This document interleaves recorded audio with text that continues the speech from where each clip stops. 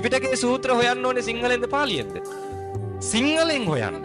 ඒ පාලියෙන් සජ්ජායනා කරන්න. ඒක කියවන්න ප්‍රශ්නයක් නැහැ. හැබැයි වඩා වටින්නේ කොහොමද? සිංහලෙන්. මොකද පාලියෙන් කියවල ඉවර වෙද්දී අපිට මෙලෝ හතරක් තේරිලාද? නෑ මම මේ කියන්නේ මේක ප්‍රතික්ෂේප කරනව නෙවෙයි. වඩාත් ඵලදායී පැත්ත අපි අල්ල ගන්න ඕනේ නේ. හරි දැන් හිතන්න අපි රෑ එළි වෙනකන් ත්‍රිපිටකයේ සූත්‍ර සජ්ජායනා කරනවානේ. ඒකට තමයි අපි කියන්නේ පිරිත් කියනවා කියලා. හරිද? හිතන්න එක්කෙනෙක් ඉන්නවා එයා රෑ එළි වෙනකන් සර්ව රාත්‍රික පරිත්‍රාණ දේශනාවක් කරලා එළි වෙනකන් නිදි මරාගෙන පිරිත් අහනවා. මොන හරි තේරෙනවද යාට? මෙලෝ හසරක් තේරෙන්නේ හැබැයි එළි වෙනකන් නිදි මරනවා.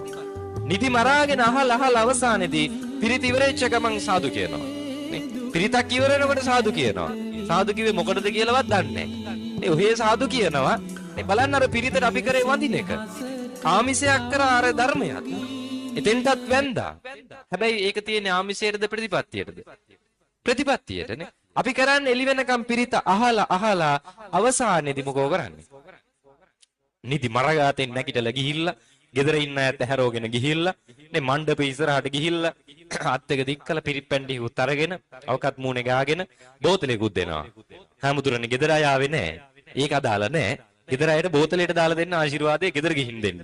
නේ බෝතලෙට පුරවලා දෙන්නත් ඕනේ. ඔක බෝතලේ පුල් ගහන්න බැරි වුණොත් එකක්ම පුරවන්න බැරි වුණොත් ඒත් හිත හොඳ නැහැ. නේ ඒකත් පුල් එකක්ම ඕනේ.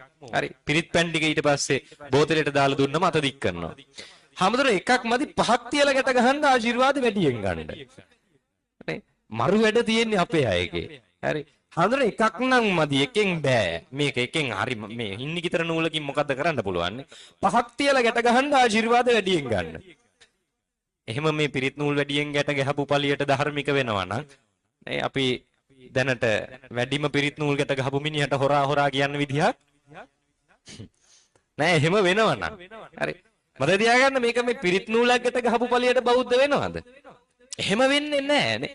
හරිද? පිරිත් නූල් පහක් විතර තියලා ගැට ගහලා අන්තිමේදී කියන හාමුදුරනේ ගෙදර අය ආවේ නැහැ. දෙන්න තව පහක්. නේ. තව නූල් පහක් දෙන්න ගෙදර අයට ආශිර්වාද ගෙදරගෙන හිල්ල ගැට ගහන්න. හරි ආවෙන එක නැති එක අදාළ නැහැ. හාමුදුරුවෝ දෙන්න. අපි මේ වෙලාවට කවදාවත් හිතන්නේ අර පිරිත් නූල් කොහොම දෙන්නේ?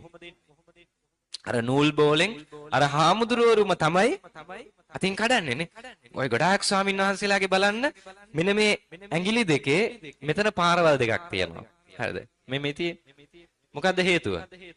පිරිත් නූලට ඇඟිල්ල තුවාල වෙලා.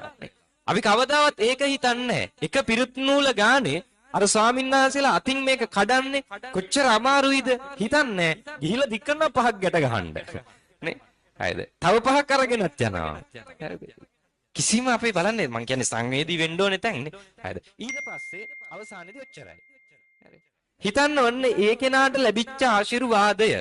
මම මේ පිරිත ප්‍රතික්ෂේප කරා නෙවෙයි මේක අවබෝධයෙන් අහන්න හොඳද? ඒ කෙනාට ලැබෙන ආශිර්වාදයක්. හරි. ඒක අපි පැත්තකින් තියමු.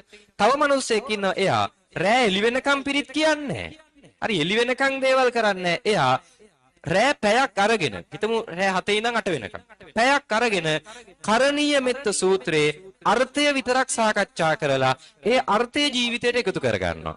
මොකද්ද කරණීය මෙත්ත සූත්‍රයේ අර්ථය? මොකක් ගැනද තියෙන්නේ? මෛත්‍රියනේ. මෛත්‍රී කරන්නේ කොහොමද? කාටද මෛත්‍රී කරන්න ඕනේ? කරණීය මෙත්ත සූත්‍රයේ සියුම්ම දක්වලා තියෙනවා සියලු සත්‍යයන්ට මෛත්‍රී කරන්න. එයා මෛත්‍රී කරන්න පුරුදු වෙනවා. එක පැයයි පාවිච්චි කරේ. රැලි වෙනකන් නිදි මරලා පිරිතක් කරපු කෙනාටද පැයක් කරණීය මෙත්ත සූත්‍රයේ අර්ථය හොයපු කෙනාටද කාටද වැඩියෙන් ප්‍රයෝජන තියෙන්නේ?